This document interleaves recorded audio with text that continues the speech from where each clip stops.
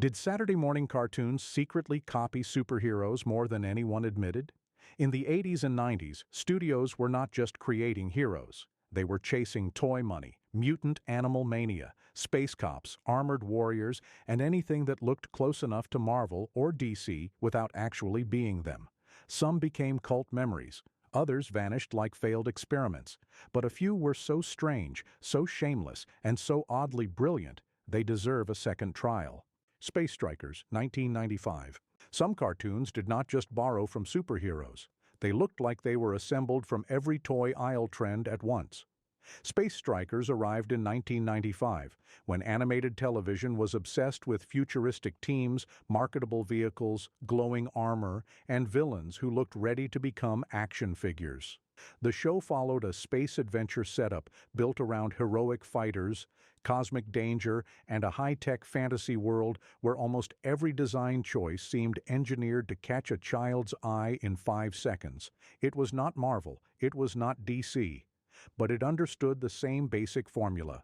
Give kids a team, give them powers or gadgets, give them a villain, and make the whole thing feel bigger than a normal cartoon.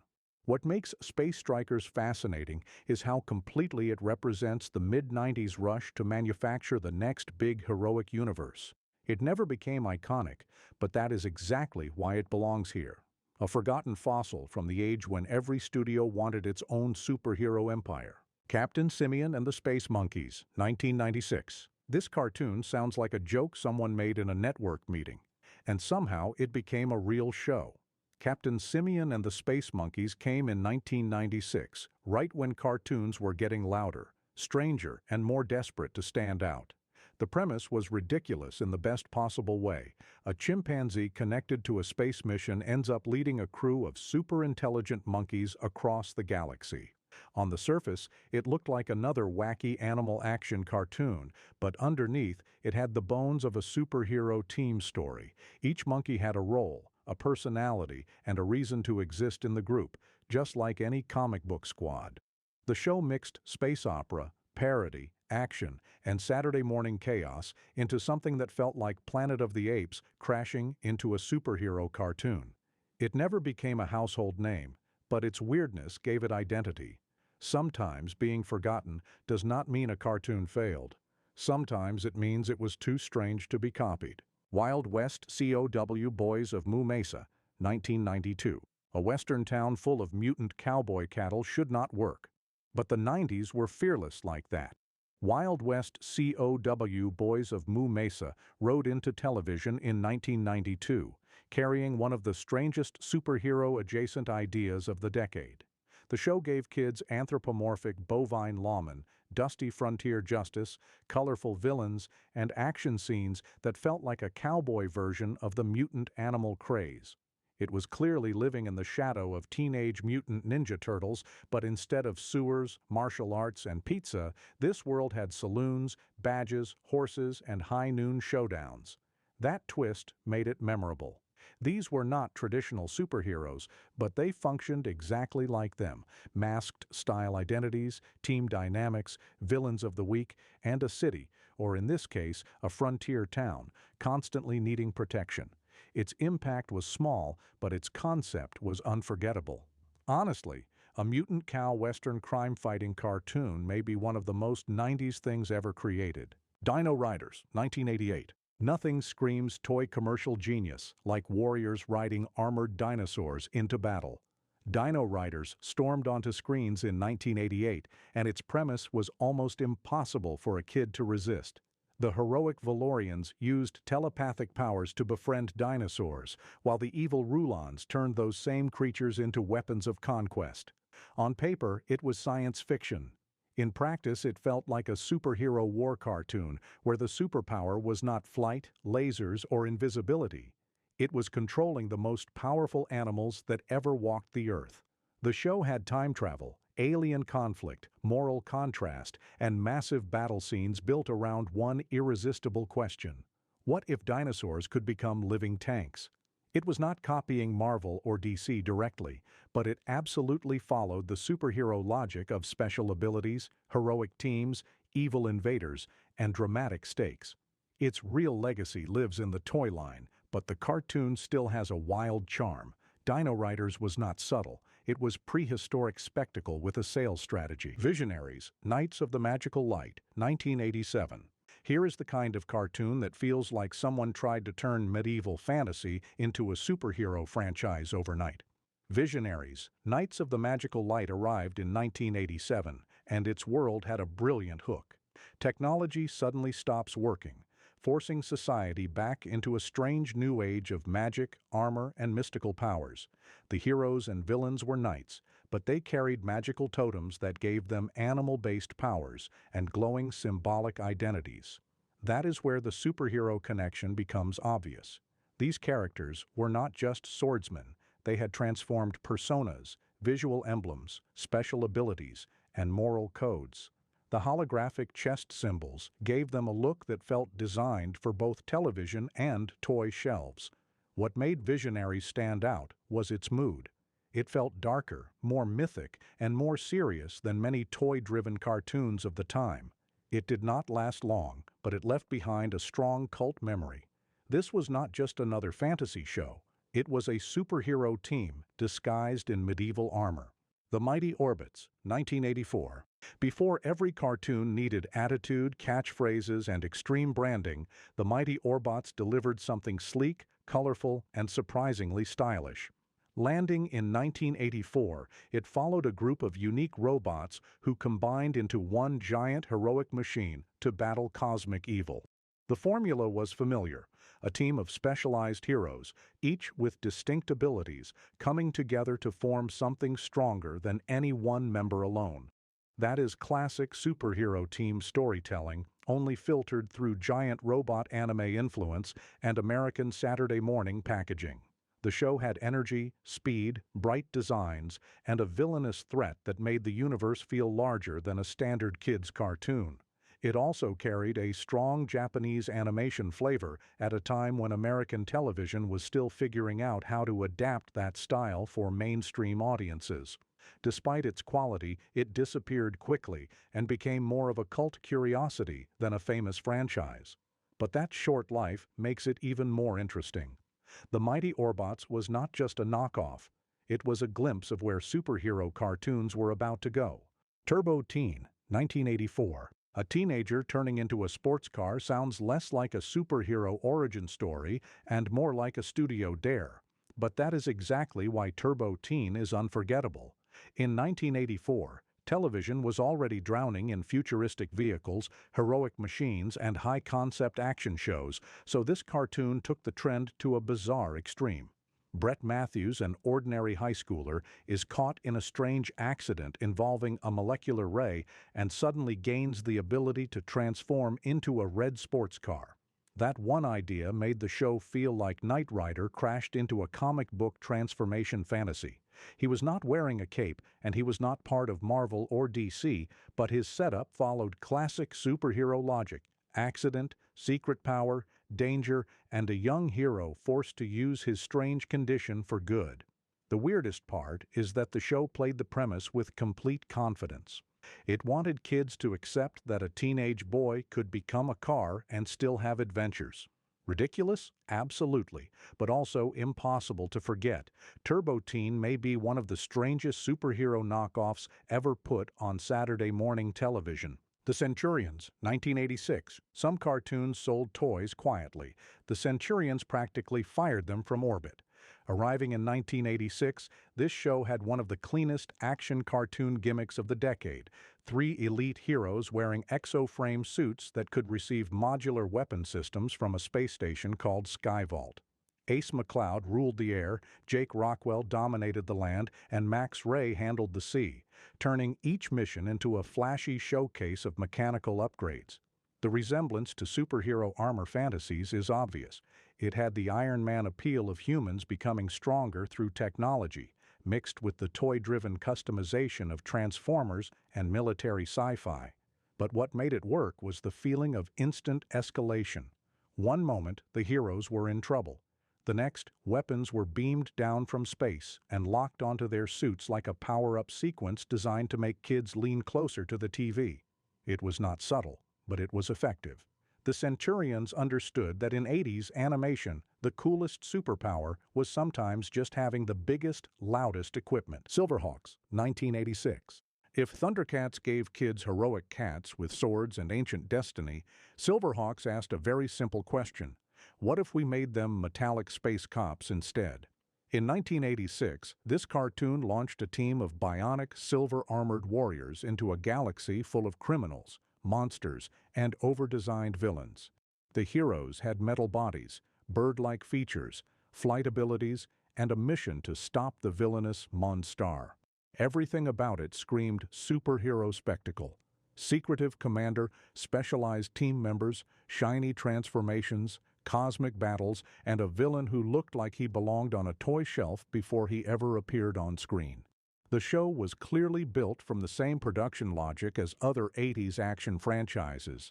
Make the team visually unforgettable, give every character a gimmick, and create enough villains to keep the toy line alive. But Silverhawks had style. Its chrome designs and space western flavor made it feel colder, sleeker, and stranger than many of its rivals. It never escaped the shadow of Thundercats, but that is part of its charm. Silverhawks was a copycat with wings, and sometimes the copy looked cooler than expected. Bucky O'Hare in the Toad Wars, 1991. A green rabbit leading a space rebellion against an evil Toad Empire should sound absurd, but Bucky O'Hare and the Toad Wars had enough energy to make it feel heroic. In 1991, mutant animal action was everywhere, and no franchise cast a bigger shadow than Teenage Mutant Ninja Turtles. Bucky O'Hare clearly rode that wave, but it pushed the formula into full space opera. Instead of sewer hideouts and street-level villains, this show gave viewers intergalactic war, alien crews, laser battles, and a villainous empire built around ridiculous but memorable Toad enemies. Bucky himself had all the traits of a superhero leader: confidence, bravery, a recognizable design, and a crew that functioned like a comic book team. The series also benefited from a colorful universe that felt bigger than its short run. It looked like a toy line, a comic, a video game, and a cartoon all fighting for attention at once. That chaos made it memorable. It was not the most original thing on television, but it had personality. Bucky O'Hare proved that even a knockoff could feel like its own tiny universe. Toxic Crusaders, 1991. Few cartoons had a stranger identity crisis than Toxic Crusaders. In 1991, children's television somehow turned The Toxic Avenger, a gruesome cult movie for adults, into a goofy environmental superhero cartoon. That alone makes it one of the most unbelievable transformations of the decade. The show followed Toxie, a mutated hero with a mop, who led a team of oddball misfits against villains poisoning the planet. On the surface, it looked like another mutant superhero team trying to ride the same wave as the Ninja Turtles. But underneath, it carried something sharper: pollution anxiety, corporate greed, ugly monsters, and a hero who was literally created by toxic waste. The result was bizarre, funny, gross, and strangely ahead of its time. It cleaned up the source material so completely that many kids had no idea it came from something far more adult. That contrast is what makes it fascinating. Toxic Crusaders was not just a knockoff. It was a brand rescue mission, a toy pitch, and an environmental warning wearing radioactive slime. Ridiculous, yes, but also strangely brilliant. Biker Mice from Mars, 1993. 3 alien biker mice crashing into Earth sounds like the kind of idea that only the 90s could defend with a straight face. Biker Mice from Mars roared onto television in 1993, and it came fully loaded with leather jackets, motorcycles, mutant animal attitude, and a villainous corporate empire trying to bleed the planet dry. The heroes, Throttle, Moto, and Vinny, were not caped superheroes, but they absolutely operated like a vigilante team. They had a tragic backstory, a destroyed homeworld, personalized looks, high-speed vehicles, and a mission built around justice and rebellion. The obvious shadow was Teenage Mutant Ninja Turtles, but this show swapped sewers and martial arts for biker culture, alien warfare, and industrial corruption. That gave it a rougher, louder personality. It felt like a cartoon designed by someone who thought every kid wanted sunglasses, engines, explosions, and sarcastic one-liners in the same scene. What made it work was the chemistry between the three leads. They were not just animal gimmicks, they had brotherhood, loyalty, and attitude. Biker mice from Mars may have been chasing a trend, but it chased it with enough horsepower to leave tire marks. SWAT Cats, The Radical Squadron, 1993. This was not just another animal action cartoon. This was Batman energy, with fighter jets and claws. SWAT Cats. The Radical Squadron arrived in 1993, and it instantly felt sharper, faster, and cooler than most cartoons trying to ride the mutant animal wave. The show followed T-Bone and Razor, two former law enforcers pushed into junkyard exile where they secretly built a high-tech jet and became masked vigilantes protecting Mega Cat City. That setup is pure superhero drama. Fallen heroes, hidden base, secret identities, customized weapons, and a city too corrupt or helpless to save itself. But instead of copying one obvious formula, SWAT Cats blended crime fighting, aviation action, monster attacks, and comic book villainy into something surprisingly cinematic. The TurboCat jet gave every episode a sense of speed and spectacle, while villains like Dark Cat and Dr. Viper made the world feel dangerous without becoming too dark for kids. The show had real momentum, but it ended before it could fully become the giant franchise it deserved to be. That early cancellation only made its reputation stronger. SWAT Cats was not a cheap knockoff. It was the rare imitation that almost outclassed the trend it borrowed from. Street Sharks, 1994. By the time Street Sharks arrived, the mutant animal craze had already become a full-blown feeding frenzy. In 1994, this cartoon took four ordinary brothers, mutated them into half-human, half-shark heroes, and threw them into battle against mad science, monster villains, and every toy-friendly threat imaginable. The comparison to Teenage Mutant Ninja Turtles was impossible to ignore. A group of transformed brothers with attitude, catchphrases, exaggerated bodies, and a clear youth market edge? The blueprint was obvious. But Street Sharks pushed the idea into a louder, bulkier, more aggressive direction. These heroes did not glide through shadows or practice martial arts in a sewer. They smashed through concrete, snapped jaws, rode extreme vehicles, and looked like action figures before they even moved. The show's genius was also its weakness. It knew exactly what kids wanted visually, but it often felt built more for toy shelves than storytelling. Still, that did not stop it from becoming a strange cult memory. The designs were too wild to forget. The premise was too ridiculous to ignore. Street Sharks was shameless, muscular, and completely 90s, a cartoon that did not just jump the shark, it turned the shark into the hero. Ultra Force, 1995. Here is where the knockoff energy becomes almost impossible to hide.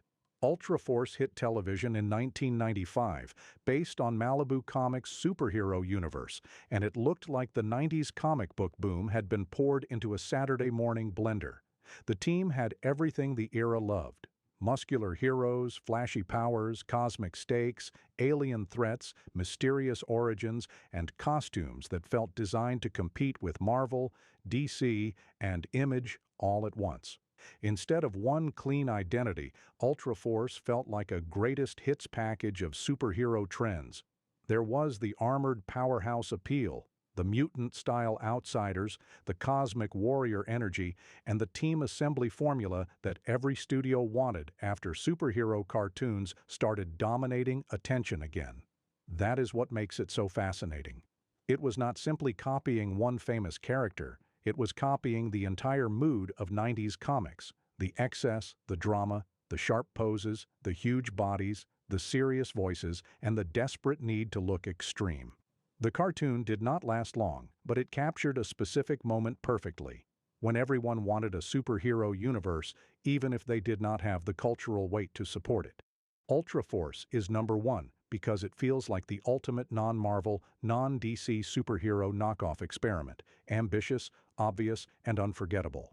These cartoons may have copied bigger trends, but that is what makes them so fascinating.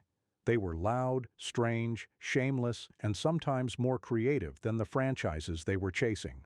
From car-transforming teens to Shark Brothers and space metal heroes, they prove one thing: the 80s and 90s did not just make cartoons, they created beautiful animated chaos.